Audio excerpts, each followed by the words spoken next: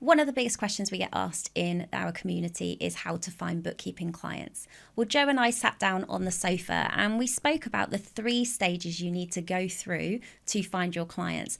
This video is video 1 of 3, where we're going to share with you beginner tactics for finding your first bookkeeping clients.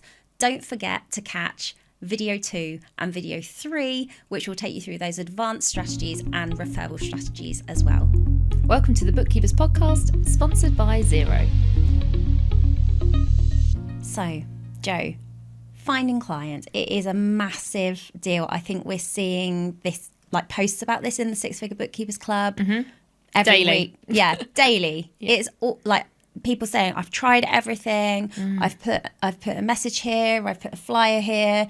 I'm not finding clients. What do I do? Yeah, I think this is going to be, there's always going to be a need for either more clients or better clients, or, you know, you may lose a client, so then you have to fill that spot. There's always going to be a need to be marketing your business, and it never stops.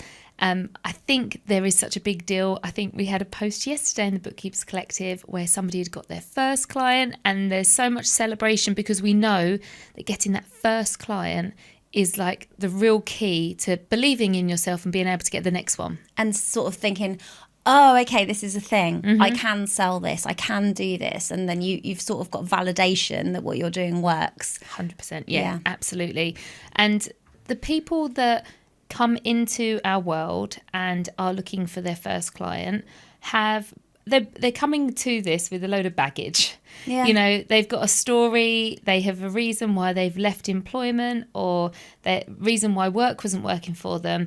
And no one tends to come in with buckets of confidence, with a huge network ready to go. They have been kind of quietly studying in the background and learning their craft. And then they realise the day comes that they have to start looking. There's also a lot of things to do to get your practice set up before you can start. So people get themselves kind of insular, doing the behind the scenes stuff.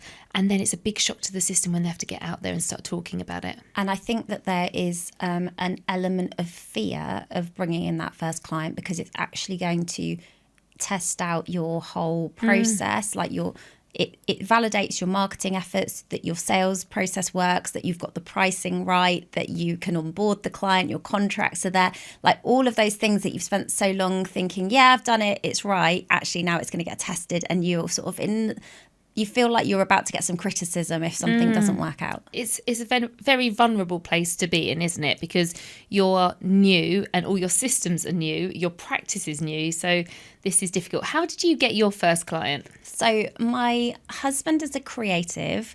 He worked with lots of freelancers through the agencies that he was working in. And a friend of his, a freelancer who sort of freelanced for that business, said, you know, can your wife do my tax return? And I'd always said, well, I was an accountant, but I'd always said, you know, I'm not that kind of accountant. I've worked in industry and done different kinds of work. So I didn't have a practicing certificate. I knew that I couldn't do that level of work for somebody because you need to be insured and regulated and all of those things. But when I was pregnant with my daughter, I thought, you know what, I don't think I'm going to want to go back to work full time. So I did my bookkeeping qualifications then, and I applied for my practicing certificate, which came through. I think I'd set the company up like 2 weeks before my daughter was born or something. You know, it was like, I was like, I have to get this bit of work done. I think that was my nesting. Yes. My nesting was That's your version. Yeah. So I got the business ready, and then I had everything in place, and my husband's friend came over when my daughter was asleep one evening, and she'd actually done all of her bookkeeping. She'd been doing her bookkeeping for years, but she was wondering, I think looking like on reflection, she wanted to see whether there was maybe like some tax savings she hadn't thought of, and she wanted the validation that she'd always been doing everything right. She had that standard fear, I think, that every freelancer has of like, oh my gosh, if I get it wrong, I'm going to go to jail. She wanted me to say, you're fine, you've done everything right, or actually you could be better off by doing this. So it was an introduction through my husband, and I suppose it's because my husband knew what I was doing, so he was able to say, yeah, Zoe can do this. Yeah. And how much did you charge for that first job? So I didn't want to charge her anything. I was like, oh, no, it's fine, come over. And she was like, no, this is a business, you need to charge me some money. So I think I charged her £100. Okay. Which actually, you know, I know that after that I went into like hourly rate charging, but I felt like it was just a one-off. I wasn't going to work with her again kind of thing. I still had to go through that whole like AML process and everything. So it wasn't just a like show up at my house, we'll have a cuppa and sort it out. Yeah. I still had to think of it like that. And you had to do, review everything that she had done in her bookkeeping. So, but it wasn't as bad as being free. So that's good. I wanted to do it for free. Yeah. Because I just was like, I wanted, you know what we just said about all of the process and someone reviewing it and saying, yeah, that, you know, that works, tick, tick, tick. I think I wanted that reassurance from her. So I was prepared to work for free. Mm-hmm. Yeah, you wanted her to reassure you that you were reassuring her. Yeah. I get that.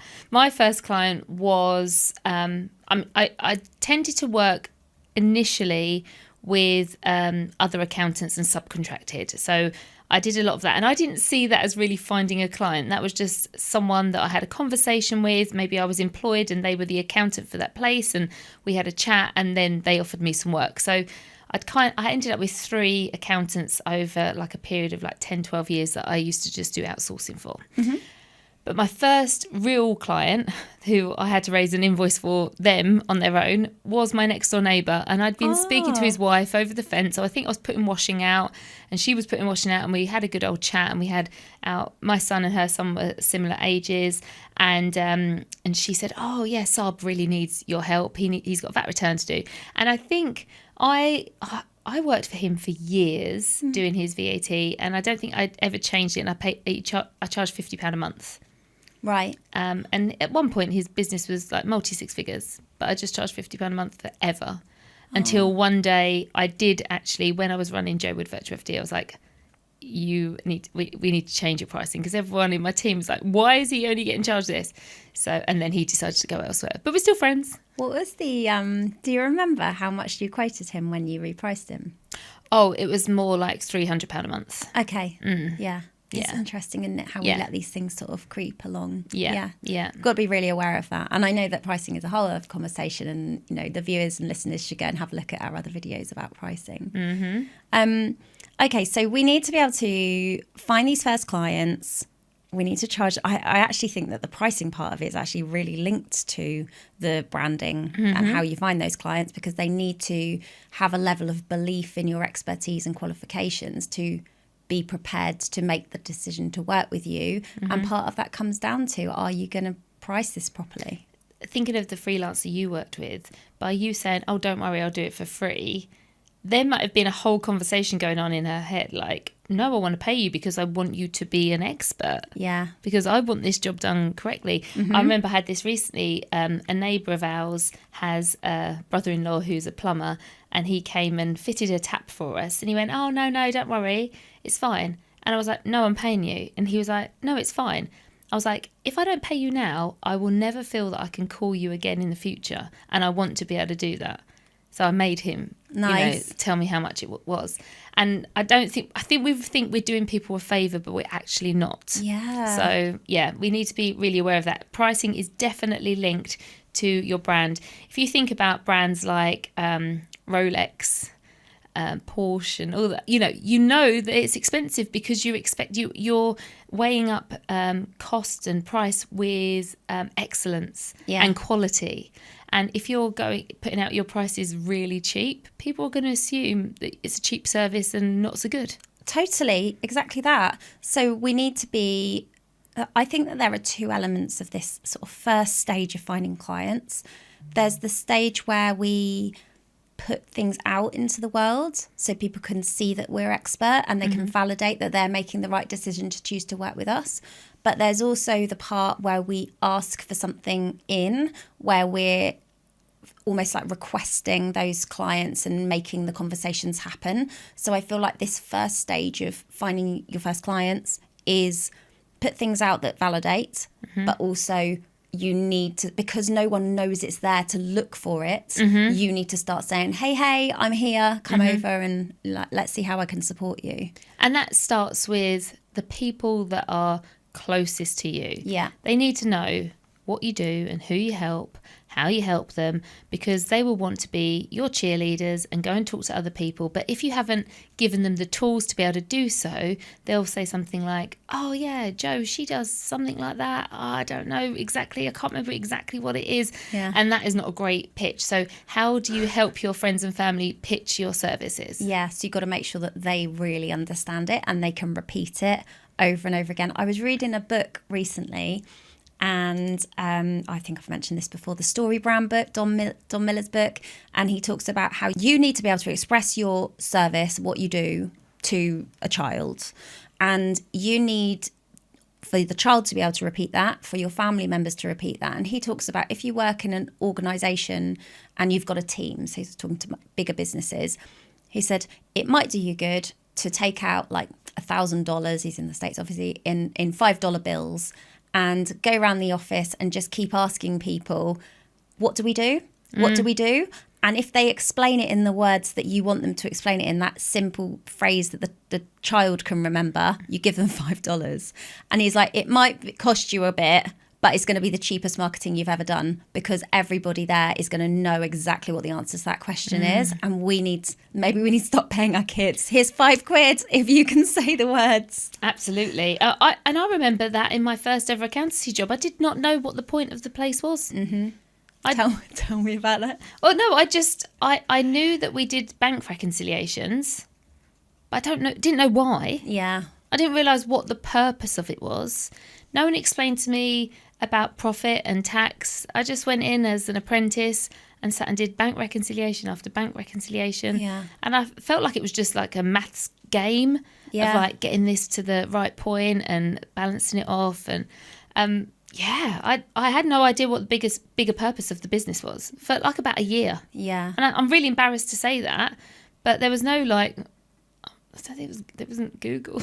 It was 1998. No. Couldn't have Googled and asked like, what do we do? And none of my family really knew what like everybody did. So I think it's really important. But when you're on your own in business, your sales team are your nearest and dearest. So you need to start talking to them about what you do, but what your business does as well. So a repeatable message. So you need to get that down for yourself. Mm-hmm. What do we do? Who do we do it for? Yeah.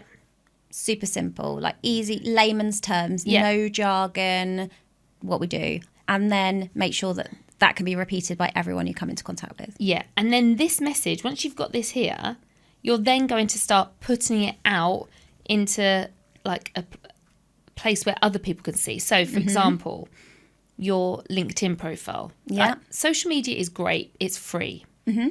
But so many people don't use it. How many LinkedIn profiles do you see where there's not an image of someone's face? Mm-hmm. Or they have just got their brand logo in the little circle. Mm-hmm. So, no, don't do that. Mm-hmm. Put the faces, nice clear face in there. And then something like with a call to action or something in the banner. You've got to stand out. There's so much noise, but you need to think, okay, it's really good to be across every platform. Yeah. And have that same image and background and everything on all of them, because that builds consistency. I love that you've gone straight to LinkedIn, because and I know that's what I did. I know. It's really interesting, because I think if you're new to bookkeeping, you think I need to find clients. I remember using LinkedIn, I don't know, 15 years ago or more now, in a job, and someone was like, oh, you're on LinkedIn, in my sort of corporate world, and thinking, oh yeah, I don't think I logged in for a really long time. But I think it's for small business, because it's a business to business networking platform. So for anyone who doesn't really know, it's like a social media platform, but it's business to business. People use it to find jobs. People use it to build their personal brand and reputation, and to talk about their business and what they do in business. So it's a really good place to set yourself up. And in the second part of this training, we'll talk about the more sort of personal aspects of that. But I think at this stage, when you're brand new, you need to go on there. It's kind of like an online CV. Treat it like an online CV. Look, like, put a professional photo on, put your qualifications in. That doesn't mean a paid for photo either, does it? No, a nice photo of you taken. I always think photography wise, go and stand outside, get like real light on you, and get someone to take a good photo with your iPhone or whatever. Yeah, and make sure you've had a wash. Top tip. Note that the top tips are in the description below. But just look presentable. Yeah. And don't be wearing anything like too distracting. People want to see your face. Yeah. People want to, that's how they're going to get to know you. Yeah. But the thing with LinkedIn as well is that you can build a free business page too, can't you? Yeah, that's it. Yeah. So, and this is what you did. So you didn't have a website. No. We'll talk about websites in a minute. And what do you really need to do at this level? But you use LinkedIn to put your personal profile on, just to say, I am qualified. This is my business. This is my experience. This is who I help. Lots of other benefits of it too. But then you were able to build that business page for Joe Wood Virtual FD and write about the business and the services the business sold. Because when you go through, where do you work, it asks you where you work and you can link that. And I was like, oh, I can link it, but I need to make a business page first. So that's how I learned about that. And, I was bootstrapping like we all do at the beginning. And I didn't have a website for a couple of years, did I? I built my business. I built to 6 figures without a website. Yeah. So it can be done. Yeah, but you mentioned having a call to action, and some of the other features on LinkedIn to be aware of are you can have this long thin banner at the top. So you have a nice photo of yourself, long thin sort of rectangular banner at the top where you can put some words. You could make something that looks nice and it can say the words about what you do or what people need to do next to work with you. That's a call to action. What do you do next? And a link for people to book a call with you so that when people do look your business up and they come across your business page or your page or whatever, they know that they can book a call with you next. And that serves the same purpose as a website. I think a website today, I would say it's so simple. You can ask ChatGPT to write the code for a website. Yeah. It is so simple. We've done it before. Yeah. We're just like, hey, chat, we'd like you to make a web page for this and it's got to sell X, Y, Z. We want it to be these colours. And then it's like, okay. And then it just does it. And you literally can just use the code. It's mad. It is mad. It's very different. Very different times. That isn't how I would do it. But just saying, this is how good technology is right now. Yeah. We're in a different space. And I at the time, I was thinking a website's going to cost me $3,000 to $5,000. I didn't have it. But having a link on the LinkedIn that was book a call, book a strategy call, and then that link to my Calendly. Yeah. That was a nice professional way, but it was the cheapest way I could do it. Yeah. Yeah. There's it's so simple. You want to be saying to people, you have a problem. You're this kind of person. You have a problem. I have the solution. Here's how to book a call. That's what we do next. Yeah, exactly. Yeah. Exactly. Yeah. So LinkedIn profiles definitely worth setting up. If you can have a one-page website with a way for people to book a call with you, you're good. Another thing, because about this, all of these platforms link into each other. So if you've got a one-page website, you can have a little button on there that takes them to your LinkedIn and vice versa. Yeah. So it's nice to have all these connections, because if somebody brand new that's cold to you, meaning someone that you don't know, someone that you do know is a warm lead. So a cold lead would be someone that's never seen you before, but they've seen your profile and thought, oh, you can help.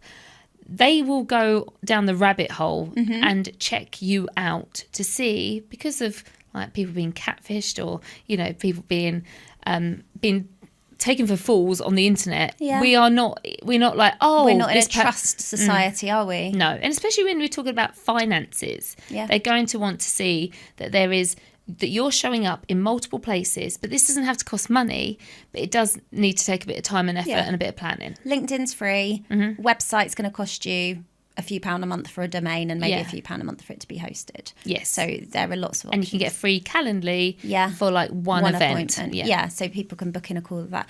I'm also thinking as well, what you said about people validating who you are. There are obviously directories you can be listed in. Like if you're Xero certified, you can be listed in the directory, things like that. And if you... let's say you've trained all of your friends and family to say your message about what you do, paid them a $5, and then they go out and they find you a lead as a potential client. That person is going to go and want to look you. They're unlikely. Well, they might take your phone number, but are they going to actually straight away just go, oh, great, I'm going to get on the phone to Joe? Or are they going to just do a little Google and see who you are? And you need to come up. Yeah. Because people do. They'll go to their phone. they'll look on TikTok, or they'll look on their favorite social media, or they'll look on Google, or they'll go into ChatGPT now. And that's a whole other thing we need to be talking about. How do we come up in like AI search results? But they're going to be trying to validate that you are who you say you are, you are an expert, you can solve the problem that they've got, and does everything tie up with what the friend has said. And then when they get that validation, then they will book that call, but not before. And I think that's something maybe I did understand. When I started Joe with Virtual FD, I had been in the industry for a long time, so I did have those kind of networks, which we will talk about, because it depends. You can build this kind of credibility in the offline space, but in today's world, you need to show up there, or else people are going to think you're not real. Yeah, I think that I'm often surprised when bookkeepers come into our world and they don't use social media,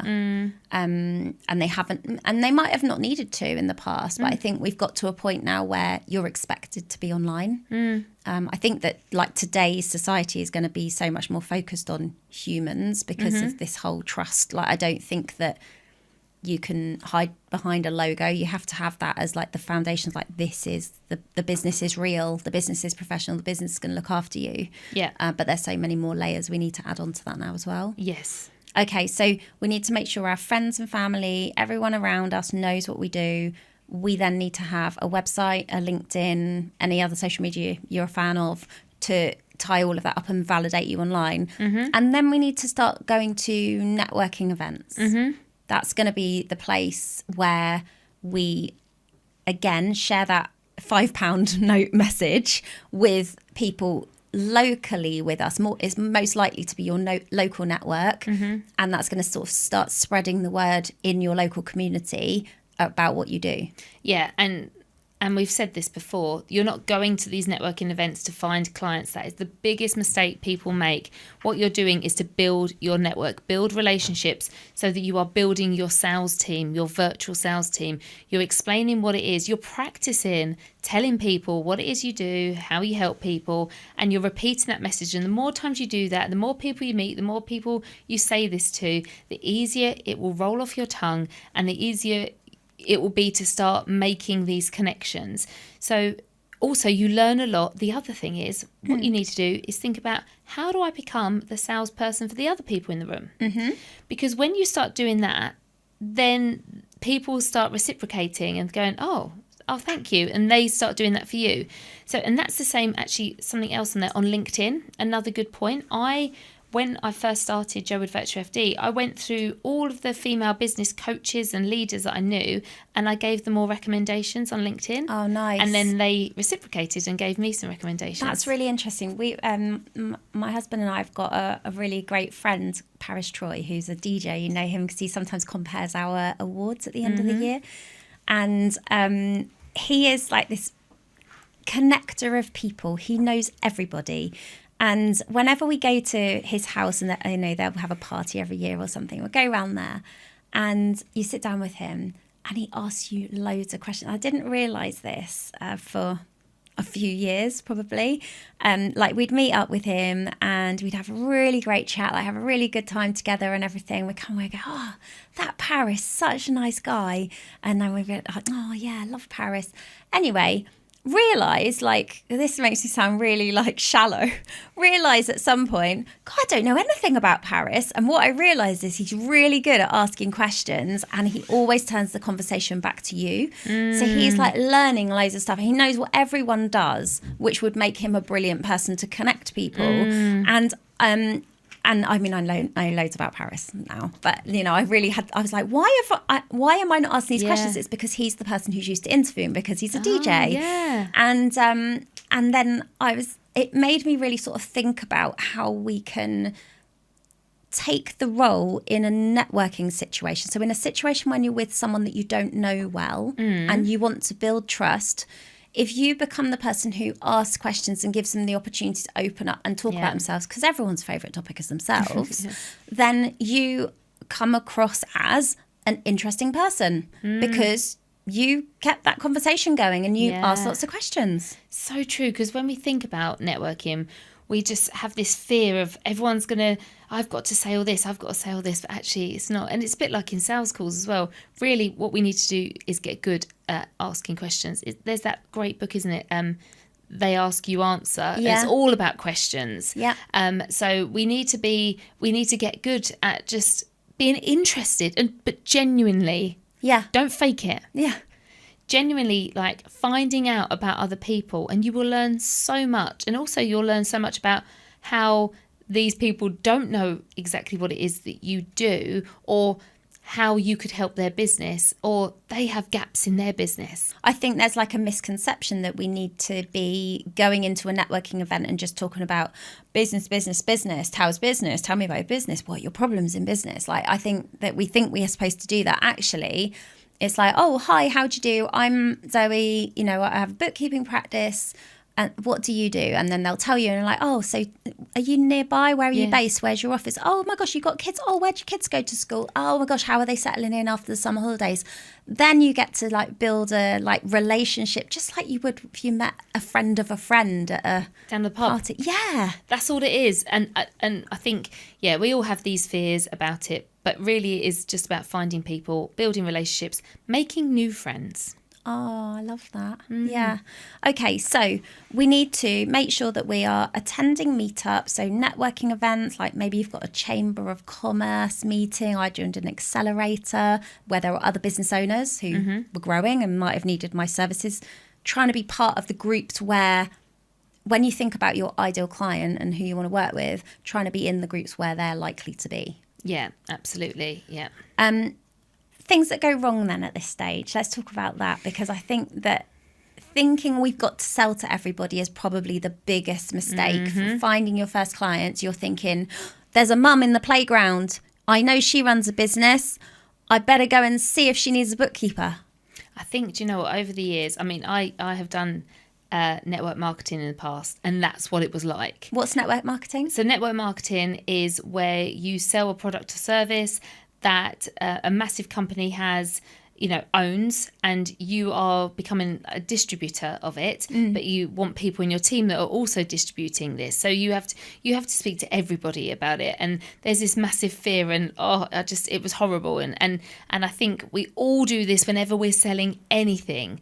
Now, obviously, our services aren't going to be right for everybody, and I do think it's quite funny. I don't think my friends, I know I've said all of this, but I don't actually think, now that I'm no longer a bookkeeper, you know, co-host the podcast and coach other bookkeepers. You're totally a bookkeeper, but you don't run a bookkeeping business. Yeah, but I think my friends understood Yeah. when I was a bookkeeper. Now they're like, I don't know what she does. No. And I'm like, well, I don't really know how to explain what I do either. But, you know, I'm a transponster. we can tell people in the right networks what it is that we do. Yeah. But the people, like my friend, and also I don't want to talk about work all the time, you know, so it's quite nice to just escape it and just, but it's really funny but we have this fear around coming across as pushy. Yeah. And what we're saying is, you don't have to be, you just need to be a person, a human who wants to have like a nice conversation, find out about them, and then the opportunity, when you're talking, the opportunity will come up to explain what it is that you do. Yeah. You don't have to go and say, hi, here's my business card. I do bookkeeping. You need me. Don't do that. But I think that might have been how it was in the past. And if we look at, like, if we've grown up watching films like, you know, like Americans in suits, power suits, like salespeople. Yeah, that sort of thing. I think that that's how we think. Like, I worked in an estate agents when I was 18, 19. Like, I thought that there was a way to sell. And I think that I brought those beliefs into running my own business, which is absolutely normal. And I think we know we have to sell, and this is the problem as well, coming across as desperate. Yeah. Like, if every conversation you have with someone, you're seeing like this floating pound sign over their head that you're like, oh, you could give me money and I really need money because I've just started this business, you're doing it all wrong. And you might think, well, talking to the mums in the playground, that's a waste of time. No, I actually had, thinking of this, my maybe not my biggest ever client ever, but because I think my biggest one was like $5,000 a month, but my one that I had, 2,800 a month, he contacted me because we'd been to a school dinner and dance 3 years prior. We got stuck in the snow. He had to get his Defender out, and we all had to get in his Defender in our ball gowns and stuff like that. And then I put a post up that Daniel, my son, had just done his Xero certification, and he reached out and went, "Daniel knows Xero. I need Daniel." He didn't need me. He needed Daniel because he'd bought Xero into his business. It was a big business. And they're still a client of Joe Wood Virtual FD, now On Point Accounting. He's still a client now. And that was a school contact. It's about he got to know me in a very different way, but we were friends. And then because I was putting things out there and the need was right for him there, it was a no-brainer to contact me. When you were running Joe Wood Virtual FD, something you've done differently from me, which I found really interesting, is you really went in on Facebook. So we spoke about LinkedIn earlier, and Facebook was like your platform of choice. You felt like it was where you would find the people that would be the right clients for you. You had this strategy that you always made them be your Facebook friend. And I haven't done that. I haven't let everyone be my Facebook friend who requests me ever, because I'm like, well, that's like my personal, like it's got my pictures of my kids and stuff like that on it. And I think that's really interesting, because what you did by doing that, like I obviously had to create a strategy somewhere else, which is why I went to LinkedIn.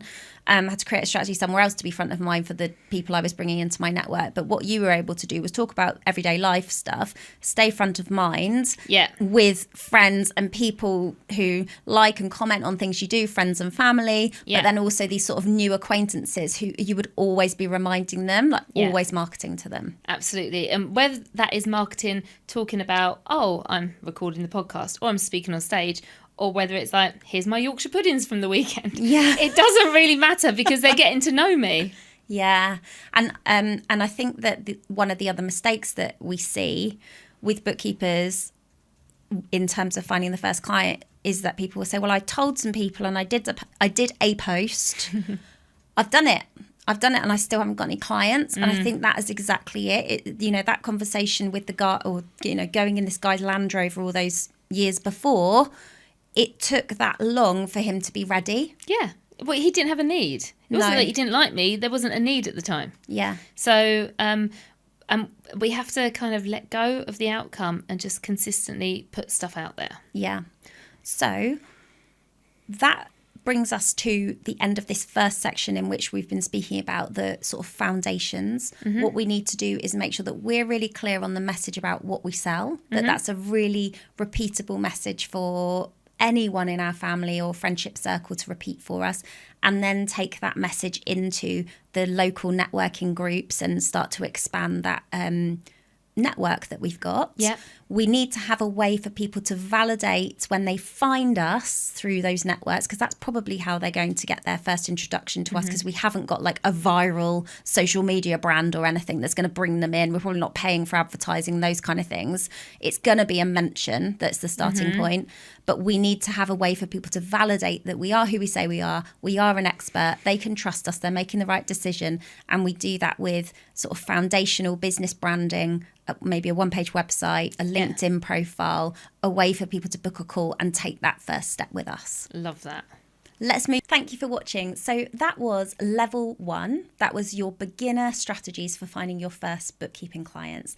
Now, don't forget to catch the next 2 episodes of this series. In the next episode, we're going to talk to you about the advanced strategies for finding bookkeeping clients. And we're going to take you from the business brand foundations that you've been doing in this video into personal brand strategies, which are really important for building your credibility, your expertise, and getting people talking about you.